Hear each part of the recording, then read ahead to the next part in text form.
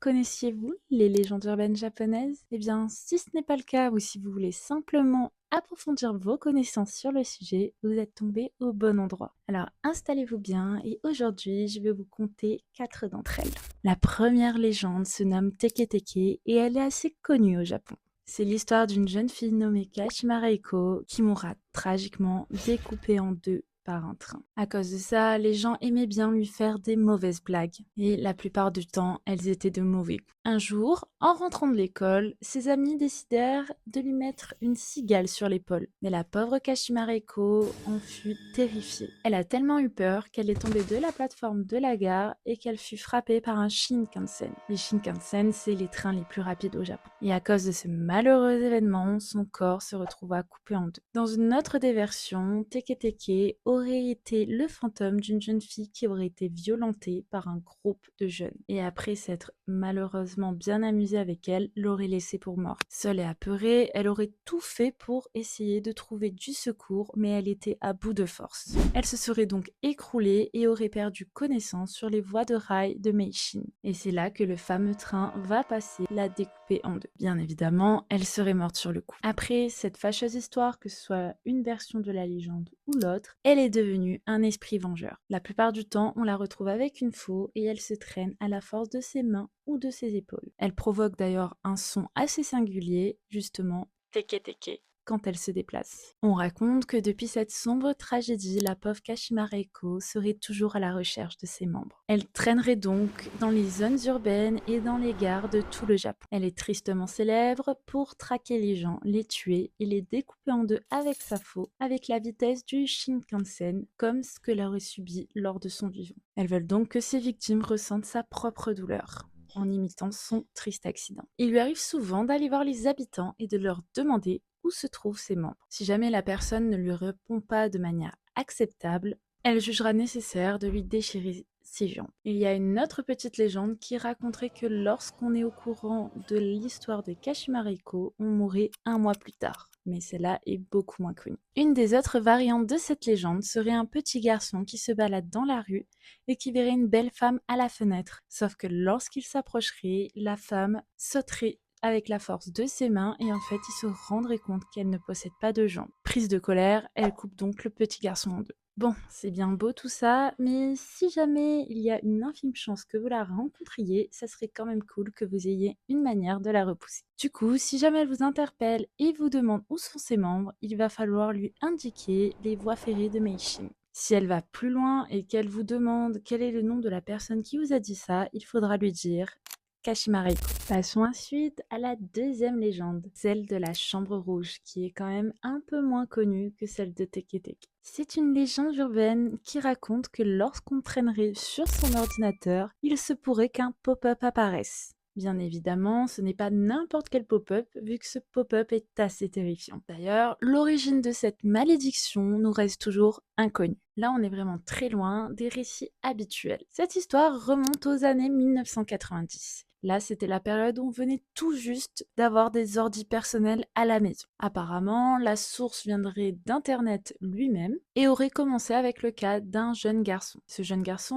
aurait malheureusement été touché par la malédiction du pop-up. Mais apparemment, cette malédiction aurait gagné en notoriété, surtout à partir des années 2004, en devenant le symbole d'une jeune écolière qui aurait assassiné sa camarade de classe. Voilà donc comment la malédiction procède. Un jour, lorsque vous êtes tranquillement sur votre ordinateur, une fenêtre inconnue apparaît sur votre écran. Elle est sur fond rouge et en lettres noires de manière très désordonnée, on peut y lire Tu aimes la chambre rouge? Dès que vous avez lu ce message, toutes les sorties possibles dans la pièce dans laquelle vous vous trouvez se retrouvent obstruées. Il est par ailleurs impossible de fermer ce fameux pop-up. Par la suite, on ne sait pas trop ce qui se passe, si ce n'est le fait qu'on finira forcément par retrouver votre corps sans vie. En plus de ça, tous les murs de la pièce dans laquelle vous vous trouvez à ce moment-là se retrouvent peints de rouge. Cette légende urbaine japonaise a eu énormément d'ampleur au Japon dans les années 90 parce qu'on venait tout juste d'appréhender Internet et ça a fait des ravages. Elle s'inspire d'ailleurs d'une affaire tragique qui a eu lieu dans les années 1990.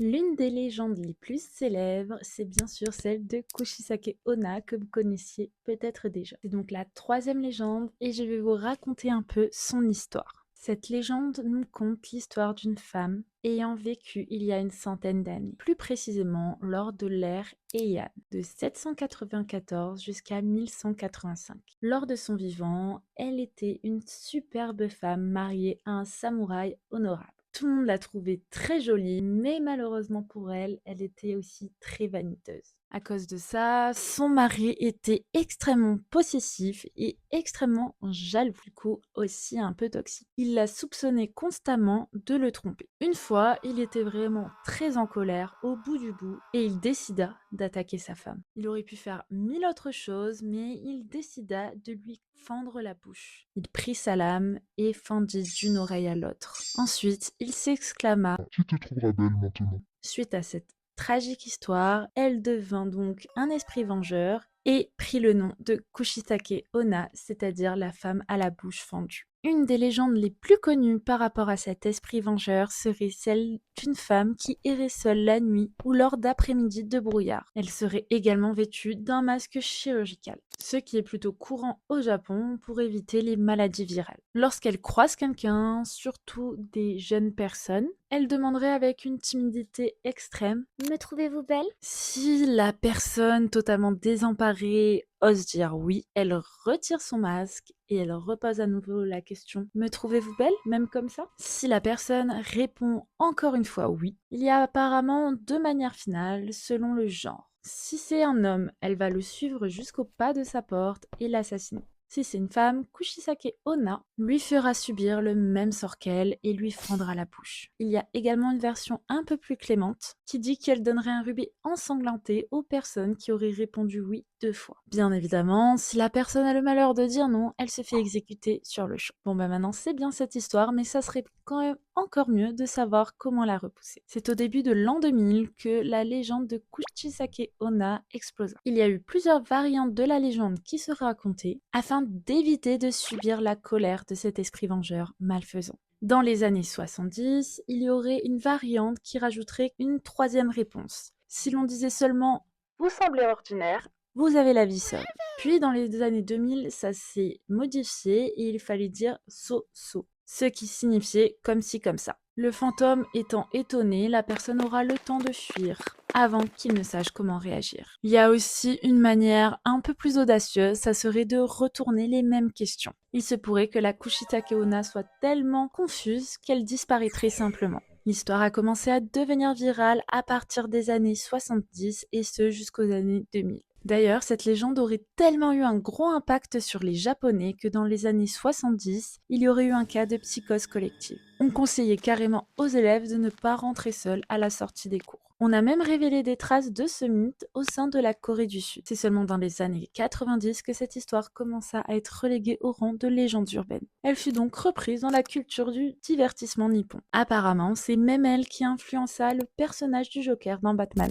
La quatrième et dernière légende que je vais vous raconter est une sorte de rituel, un jeu avec les esprits. Bien entendu, je ne vous le raconte qu'à titre informatif et vous déconseille fortement de le réaliser. Cette légende se nomme Daruma-san et est aussi très connue sous le nom de Bath Game, qui veut dire le jeu de la baignoire en anglais. Ce jeu mettrait donc en scène un esprit qui aurait pour rôle de vous rattraper. L'esprit en question se nomme donc Daruma-san. Ce jeu est basé sur un fait tragique d'une jeune fille qui serait morte en prenant une douche et en glissant de la baignoire. Elle serait malheureusement décédée sur le coup. Dans ce jeu, il est donc question d'invoquer cette même pauvre fille et de l'inviter à partager votre vie durant 24 heures. Le but du jeu étant de l'éviter à tout prix. On peut donc noter que ça reste très curieux car normalement les poupées Daruma sont synonymes de bonne fortune. Cependant, dans ce jeu, Daruma-san n'a pas du tout l'air d'avoir eu de la chance. Et d'ailleurs, vous non plus si vous vous faites attraper. Ce jeu ne peut comporter qu'un seul joueur. Attention, si vous ne respectez pas la règle du bain avant minuit, il se peut qu'elle puisse entrer dans vos rêves. Elle adore les endroits sombres, mais aussi les endroits avec de l'eau. Alors le jour où vous seriez assez fou pour l'invoquer, évitez ces mêmes endroits. Bien évidemment, il est conseillé de ne pas être trop seul ce jour-là aussi. Il existe un son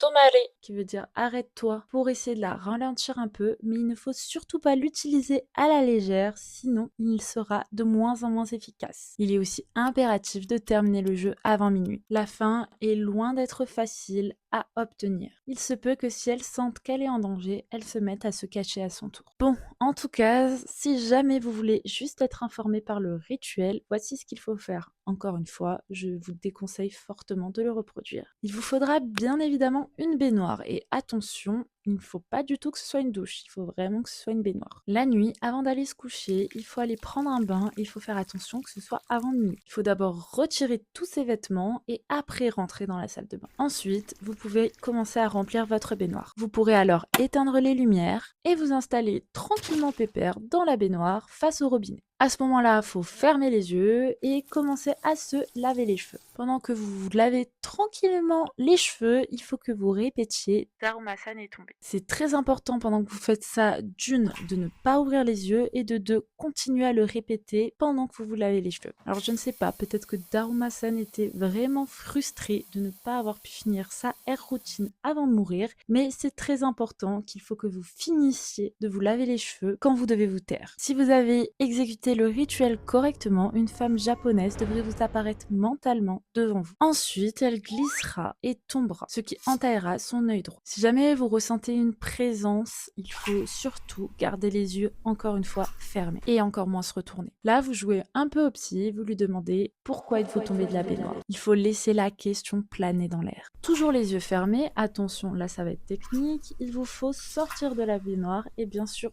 éviter de glisser et de subir le même destin tragique qu'elle. Apparemment, il est aussi important de ne pas vidanger la baignoire. Vous pourrez ensuite sortir de la salle de bain et fermer la porte derrière vous. Il faut que vous laissiez la salle de bain telle quelle, donc absolument apporter aucune modification. À présent que vous êtes dans une autre pièce, vous pouvez ouvrir les yeux. Il faut cependant que vous n'allumiez aucune lumière avant le lever du jour. Ensuite, vous pouvez tranquillement aller vous coucher. Après une bonne nuit réparatrice, il va falloir que vous vous leviez comme si de rien n'était. Une fois le jeu commencé, il vous faut continuer votre journée. Vous devrez le faire comme si c'était un jour normal. Cependant, attention, vous allez sentir une présence maléfique derrière vous. Si vous avez le malheur de regarder derrière votre épaule droite, vous pourriez d'ailleurs croiser son regard. Elle aura les cheveux noirs emmêlés et un seul œil. Elle essaiera donc de se rapprocher de vous au fur et à mesure de la journée. Si jamais vous sentez un danger imminent, vous pouvez crier Tomare, ce qui veut dire stop, et elle s'arrêtera un court instant. Cependant, plus vous l'utilisez, plus le sort devient inefficace, jusqu'à carrément ne plus fonctionner du tout. Il est donc important de maintenir une distance conséquente entre elle et vous. Très important, il ne faut pas la laisser vous attraper. Plus vous jouez, plus elle deviendra forte. Je vais donc maintenant vous raconter comment on fait pour finir le jeu. Il faudra que vous la fixiez et que vous lui criez Kita, ce qui veut dire je vous ai attrapé, tout en balançant votre bras vers le bas comme si vous coupiez quelque chose. Si vous avez fait ça correctement, normalement vous avez gagné. Vous pourrez donc partir vaquer à vos occupations et vous vous sentirez détendu. Si ce n'est pas le cas, je vous conseille de courir très vite car elle essaiera de vous rattraper et à ce moment-là, ça sera fini pour vous. Cette légende est extrêmement populaire au Japon, mais aussi en Amérique. Bon, bien sûr, ce genre de jeu ne fonctionne pas toujours, et puis dans tous les cas, comme je vous l'ai dit, je vous déconseille fortement d'y prendre part. Apparemment, plusieurs youtubeurs auraient essayé de faire le rituel et l'auraient posté sur YouTube. Par contre, je ne peux pas garantir la véracité de leurs vidéos. En tout cas, j'espère que ces 4 légendes urbaines vous auront plu. Ne vous inquiétez pas, il y en a plein d'autres que j'ai à vous faire découvrir, donc n'hésitez pas à vous abonner si vous voulez plus d'histoires effrayantes.